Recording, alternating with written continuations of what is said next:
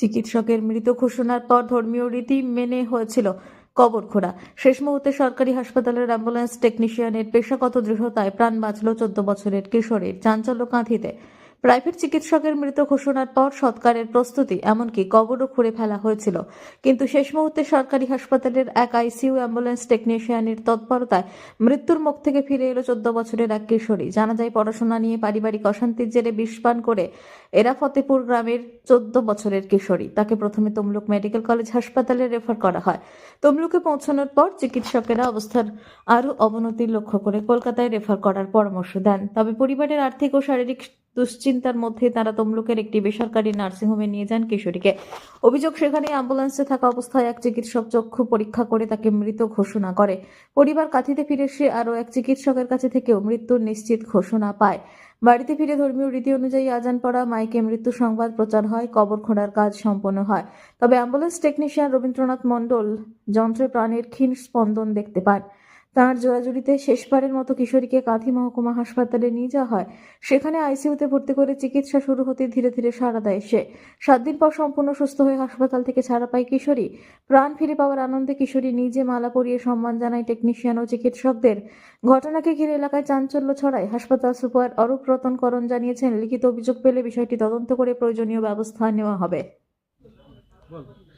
বিরোধী দলনেতা যে সবসময় চিৎকার করে পশ্চিমবাংলায় স্বাস্থ্য ব্যবস্থা ভেঙে পড়েছে, স্বাস্থ্য ব্যবস্থার কিছু নেই, আজকে বিরোধী দলনেতার এটার ঘরের কাছেই, যে দারুয়া হাসপাতালের থেকে 2 কিলোমিটার দূরে বিরোধী দলনেতার বাড়ি, সেখানে আজকে একটা সরকারি হাসপাতালের চিকিৎসায় যে একটা মেয়ে সুস্থ জীবন লাভ পেল, সেটা বিরোধী দলনেতার এটা ভালো করে দেখা উচিত এবং আগামী দিনে যাতে এইভাবে কুৎসা না রটায় তার কাছে আমরা অনুরোধ করব। সঠিকটা সঠিক যেন মানুষের কাছে পরিবেশন করে, মিথ্যা কথা বলে পশ্চিমবাংলায় কোনো লাভ নেই। খাদিম শাহ। কি হয়েছিল? মা একটু বকাবকি করেছিল, হ্যাঁ, তো মায়ের ওষুধটা, ঘুমের ওষুধটা খেয়ে নিয়েছিল, 4টে ওষুধ খেয়ে নিয়েছিল। তো হঠাৎ পড়ে নিয়ে যাওয়ার পরে মাইনাতে ভর্তি হয়েছিল। ভর্তি হওয়ার পরে সঙ্গে সঙ্গে মাইনা বললো হবে না, রেফার করে দিল দারোয়ায়। ভর্তি ছিল 2 দিন ভর্তি করে দারোয়া বললো এখানে হবে না, অন্য জায়গায় নিয়ে যাও। তো অন্য জায়গায় নিয়ে যাওয়ার সঙ্গে সঙ্গে অন্য জায়গায় বললো হবে না, পেশেন্ট কেটে গেছে। তো আবার রিটার্ন করে কোথায় বললো এটা? তমলুকে বলেছে। তমলুকে বলার পরে আবার নার্সিংহোমে CMS হসপিটালে বলেছিল। তো আবার ওখান থেকে ডাক্তার বলেছিল। তারপর ওখান থেকে কাঁথি নিয়ে এসেছিলাম। কাঁথির ডাক্তারও বললো বিষয় জানা, ও বললো পেশেন্ট নেই। তো বাড়ি নিয়ে চলে যাচ্ছিলাম, নিয়ে যাওয়ার পরে ওই রবি টেকনিশিয়ান বললো রোগীটা এখনও বেঁচে আছে, তুমি প্লিজ দারুয়া নিয়ে চলো, যদি বেঁচে যায়। তারই জন্য আজকে আমার বোনটা বেঁচে যাচ্ছে। তারপর কি হলো? মানে রোগীটা যখন নিয়ে এলো তখন বমি করার পরে চোখটা দেখালো, আমাকে দেখালো রবিদা। নিয়ে আসার পরে হ্যাঁ, মসজিদে এলান হয়ে গেছিলো, মাটি দেওয়ার জন্য সব খোদাও হয়েছিল। হ্যাঁ, এই হচ্ছে ব্যাপার। কোন হাসপাতালের টেকনিশিয়ান? ওটা দারুয়া হসপিটাল মহকুমা সরকারি। তারপর দারুয়া হাসপাতাল ভর্তি করার পর পেশেন্ট বেঁচে যায়। এই রবিদার জন্য বাইরের কিছু প্রাইভেট হাসপাতাল ওর একটা সাধারণ কি মানসিক অসুবিধার জন্য ও পয়জনিংয়ের শিকার হয়েছিল, যার ফলে ওকে মৃত বলে ঘোষণা করে দিয়েছিল বাইরের লোক, এবং মাটি দিয়ে দেওয়া হবে এরকম একটা অবস্থার মধ্যেও চলে যাচ্ছিল।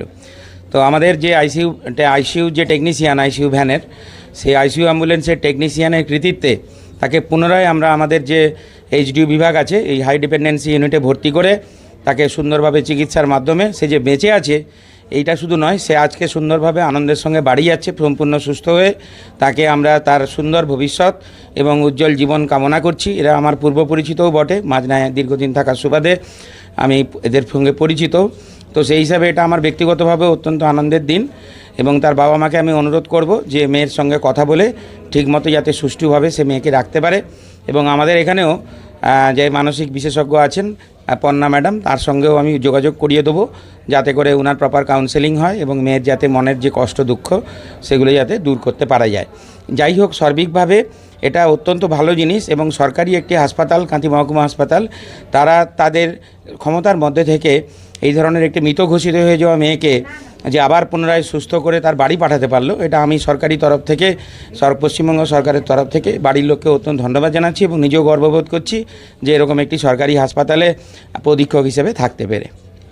সরকারি হাসপাতালে যে সমস্ত ডাক্তারবাবুরা আছেন, যে ধরনের পরিকাঠামো আছে সেটা অত্যন্ত উন্নত মানের এবং খুব কম প্রাইভেট হাসপাতালগুলোতে সেই ধরনের সমতুল্য পরিকাঠামো ডাক্তার এরা রয়েছেন। আমাদের অনেক সময় নিজেদের কিছু গাফিলতি থাকে, ডাক্তারবাবুরা সময় মতো আসেন না, অথবা আমরা যারা পরিষেবা দিই তারা কিছু গাফিলতি থাকে, যার ফলে মানুষের ভুল ধারণা তৈরি হয়। কিন্তু আমাদের এখানে যে আমরা যদি সচেষ্ট হই, মানুষকে পরিষেবা দেওয়ার জন্য প্রতিজ্ঞাবদ্ধ থাকি, তাহলে যে কোনো সরকারি হাসপাতাল চ্যালেঞ্জ নিতে পারে যে কোনো প্রাইভেট হাসপাতালের সঙ্গে। এবং যে বিপুল পরিমাণ রোগীকে আমরা এখানে চিকিৎসা করি, সেখানে কোনো প্রাইভেট হাসপাতালের ধারে কাছেও আসবে না। তারা কম সংখ্যক রোগীকে টাকার বিনিময়ে চিকিৎসা করে, আর আমরা এখানে বিনামূল্যে, সম্পূর্ণ পশ্চিমবঙ্গ সরকার সমস্ত খরচ বিনামূল্যে, রোগীর একটুও খরচ হয় না, খুব অল্প অথবা নামমাত্র মূল্যে এখানে চিকিৎসা হয়। দু একটা ওষুধ বাইরে থেকে কিনতে হয়, বাকি সবই আমাদের এখানে সরকার ব্যবস্থা করেছেন এবং সমস্ত রোগীকে আমরা সুন্দরভাবে পরিষেবা দিয়ে থাকি। 300 বেডের একটা বড় হাসপাতাল, মানুষের অভাব অভিযোগ নিশ্চয়ই রয়েছে, সেগুলো দূর করার জন্য আমরা সচেষ্ট এবং আমরা আশা করব যে ভবিষ্যতে মানুষ প্রাইভেট হাসপাতাল থেকে সরকারি হাসপাতালের দিকে, আমাদের এই কাঁথি হাসপাতাল পুরনো হাসপাতাল বহু মানুষের স্বপ্ন পূরণ করে চলেছে এবং ভবিষ্যতেও এই পথের পথিক আমরা থাকব এবং মানুষকে সুন্দর পরিষেবা দিয়ে তাদের সুন্দরভাবে সেবা করে যেতে পারবো। আমার নাম শেখ ইসবার। কি বুঝলেন আজকে তো এই অবস্থা ইস্পান করালো? দেখুন, আজকে তো আমার মনে হয় আমাদেরকে খুব গর্ব বা খুব খুশি মনে হচ্ছে যে কাঁথিতে আমার এই দারুয়া হাসপাতালে যে এত সুন্দর পরিষেবা পরিকাঠামো আছে। এইভাবে যেহেতু একটা পেশেন্ট আমাদের মুসলমান ধর্মে আছে না, যে মারা যাওয়ার পর কবর খোলা হয়, হ্যাঁ, জানাজার জন্য মাইকে, মসজিদে মাইকে এলান করে দেওয়া হয়, সব হয়ে গেছিলো। তো আমরা হতাশ যে বাইরে এখান থেকে পেশেন্ট বেটার ট্রিটমেন্টের জন্য তমলুক পাঠানো হলো, তমলুকে বলছে পেশেন্ট মারা গেছে। কিন্তু আমরা তো বাহবা দিব আমাদের যে রবিবাবু ছিলেন যিনি টেকনিশিয়ান, যে উনি নিজের দায়িত্বে পেশেন্টের বাড়ির লোককে বুঝিয়ে ওই মরা পেশেন্টকে এনে এখানে বাঁচিয়ে নিয়ে যে হেঁটে যাচ্ছে, এর থেকে বড় পাওনা আর কিছু আছে আমাদের কাছে? এর থেকে বড় পাওনা আছে বলে আমার মনে হচ্ছে না। তো এইভাবে যদি সব ডাক্তারবাবুরা এইভাবে পরিষেবা দেন, এই দারুয়া হাসপাতাল যে দারুয়া হাসপাতাল হয়ে যাবে, যে নার্সিংহোম সব বন্ধ হওয়ার মুখে চলে যাবে। আমি আজকে যেভাবে দেখলাম, এইভাবে যদি প্রত্যেক দিন ডাক্তারবাবুরা পরিষেবা দেন, আমার মনে হয় খুব ভালো হবে, বা নার্সিংহোমের চক্রটা বন্ধ হবে। এটা চক্র বলে তো মনে হচ্ছে না? আমার তো মনে হচ্ছে চক্র। কারণ হচ্ছে এই পেশেন্টটা এত সুন্দর পেশেন্ট, বাচ্চাটা তো হেঁটে গেল, আপনারা দেখলেন। এই পেশেন্টকে সিএমসি একটা যে হাসপাতাল আছে তমলুকে, উনি কি করে বললেন মৃত? তারপরে আরেকটা যে কে ভুয়া ডাক্তার বিশ্বজিৎ জানা, যে ওই সেন্ট্রাল বাস স্ট্যান্ডে বসে আছে, উনি আবার কি বলে দিচ্ছেন 200% মারা গেছে। কাঁথি থেকে হাসপাতাল কত সময়, এইটুকুর ভিতরে কি জানতে হয়ে গেল? আমি তো অবাক একদম যে এইসব ডাক্তার। সুপার বললেন যে লিখিত জানালে ব্যবস্থা নেবে ওদের বিরুদ্ধে, আপনারা কি জানাবেন? 100% যে এদেরকে প্রথম ব্যবস্থা নেওয়ার দরকার আছে, নাহলে কত গরিব মানুষ যে কত সর্বনাশ হবে এর কোনো ঠিক নেই। আমরা কিন্তু ইমিডিয়েটলি সুপার সাহেবের কাছে লিখিত দিব, দিয়ে তাদের ব্যবস্থা নেওয়ার জন্য অনুরোধ করব। যে পেশেন্ট মারা গেছে বলছিল, আপনার চেষ্টায় বাঁচলো, এটা নিয়ে কি বলবেন? এটা বলবো যে ওনারা ডিসিশানটা নেওয়াটা খুব ভুলভাল করেছে। এরা একবার মানে মিনিমাম 1 থেকে 1.5 ঘন্টা ধরে একটা হসপিটালে আমবু করতে হচ্ছে, সেই জন্যই সমস্যা হচ্ছিল। তারপর ওরা কোনো ডক্টরবাবুর সাথে কথা বলে ওরা বলেছে যে মরে গেছে, মারা গেছে এমনিতেই, সেই জন্য তারা বাড়ি নিয়ে যাওয়ার চিন্তা ভাবনা নিয়েছিল। আমাদের এখানকার ডক্টর আইসিইউ ডক্টর ছিল ডক্টর সুদেশনা সেনগুপ্ত, ওনার সাথে কথা বলিয়ে আইসিইউতে একটা বেড রেডি করে তারপরে এখানে শিফট করি। মানে কবর তো খোঁড়া হয়ে গেছিল, আপনি তো? হ্যাঁ, আমি ওনার দাদাকে, মানে ওনার যে দাদা আছে যে উনি কথা বললেন, ওনার সাথে ম্যাডামের সাথে কথা বলিয়ে ওনারা কনফিডেন্ট পেলেন যে না, দারুয়াতে একবার চেষ্টা করা হোক, এই হিসাবে আমরা নিয়ে আসি। আজকে বেঁচে উঠেছে রোগী। হ্যাঁ, তাহলে কি এই ব্যবস্থা নিয়ে, বেসরকারি ব্যবস্থা নিয়ে কি বলবেন? বেসরকারি ব্যবস্থা আমরা বলতে চাইছিলাম যে আমি মনিটারে সব কিছু দেখানো আছে, দেখুন আপনি পেশেন্ট বেঁচে আছে। তারা সেটা বলতে চাইছে যে না, আই দেখিয়ে সেটা তারা বলছে মারা গেছে। চোখ দেখে চোখ হলুদ হয়ে গেছিল। হলুদ না, ওরা এটা মনিটার আমাদের ডাইলেটেড হয়। আপনি কি করে বুঝলেন এখনো বেঁচে আছে? কনফিডেন্স কিভাবে নিজেকে মনে হয়? মনিটার, যেহেতু আমি আইসিইউ ডিপার্টমেন্টে কাজ করি এখানে, এবং দীর্ঘদিন আমি মানে ছুটি হয়েতে আমি এইগুলো করি, তাতে দেখলাম যে আমরা এইখানে যে পেশেন্টগুলো দেখি সে তার থেকে আমরা দেখি ভালো আছে। আমরা জানি যে এই পেশেন্টটা ভালো হবে, হয়ে যেতেই পারে, চেষ্টা করে একবার চেষ্টা করা যেতে। কিন্তু এখান থেকে তো রেফার করা হয়েছিল। এখান থেকে যখন রেফার করা হয় তখন বাড়ির লোককেই বলা হয়েছিল যে যদি বেটার অপশান কোথাও নিয়ে যাওয়ার জন্য, কিন্তু ওনারা নিয়ে গেছিলেন। কিন্তু আপনার সামনেই মৃত বলে যে চিকিৎসক বলেছিলেন, আপনি প্রতিবাদ করেন? করেছিলাম, ওনাকে দেখাতে বলছিলাম। এই বিসমিল্লা বাবু ছিল আমাদের ড্রাইভার দা বিসমিল্লা, ও বলেছিল কি বলেছিলেন? যে আমরা বলছি যে দেখুন আমরা মনিটরে আছে, ইসিজির সব দেখা আছে, পেশেন্টের ক্যারোটিক পালস আছে, আপনি যে মরে যাবে বলছেন, মরে গেছে বলছেন, কী করে হচ্ছে না, ওটা 1-2 ঘন্টার আগে মরে গেছে, এই এটা 10-15 মিনিট থাকবে তাও মরে যাবে। আপনার প্রতিবাদ শোনেন? আমরা শুনি। সেন্ট্রাল বাস স্ট্যান্ডের চিকিৎসক কি বলেছে? দুজনকে মানে সেন্ট্রাল বাস স্ট্যান্ড এবং তমলুকে নার্সিংহোম একজন একটা, আর কিন্তু তমলুক মেডিকেল কলেজ কিন্তু বলেছে যে ঠিক আছে, পেশেন্ট ঠিক আছে, যদি আইসিইউতে বেড পাওয়া যায় তাহলে দেখতে পাওয়া যেতে পারে। ঠিক আছে, আপনার নাম? রবীন্দ্রনাথ মণ্ডল, হাসপাতালে ক্রিটিক্যাল কেয়ার টেকনোলজিস্ট। তো এই পেশেন্ট গিয়েছিল? হ্যাঁ হ্যাঁ হ্যাঁ, আমারই নিয়ে অ্যাম্বুলেন্স। গেছিলেন?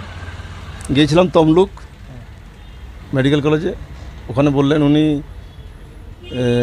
অ্যাডমিশন করলেন, করে 1 ঘন্টা 45 মিনিট পর ছেড়ে দিলেন, বললেন যে দাদা আমাদের এখানে আইসিইউ বেড নেই, পেশেন্টটা আইসিইউ লাগবে, আপনি অন্য কোনো জায়গায় বেটার ট্রিটমেন্টের জন্য দেখুন। ওখান থেকে আবার রেফার করে দিলাম, আমরা প্রাইভেটে গিয়েছিলাম, সিএমসি হসপিটাল প্রাইভেট নার্সিংহোম।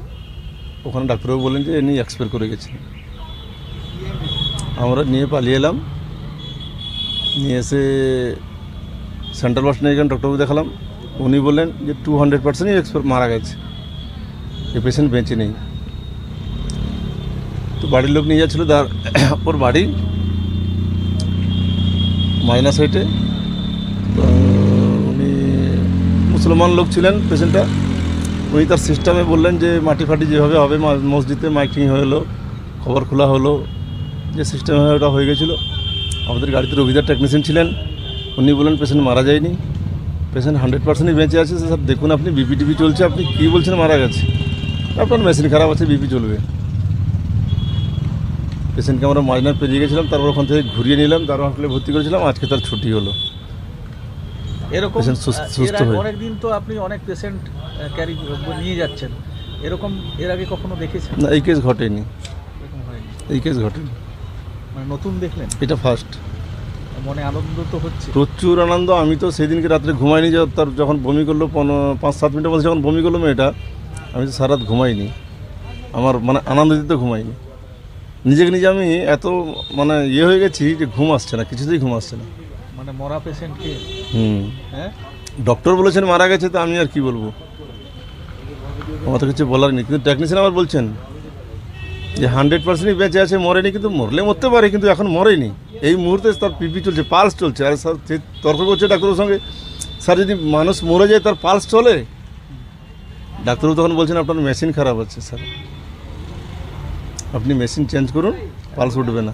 আপনার নাম? আমার নাম বিসমিল্লাহ খান।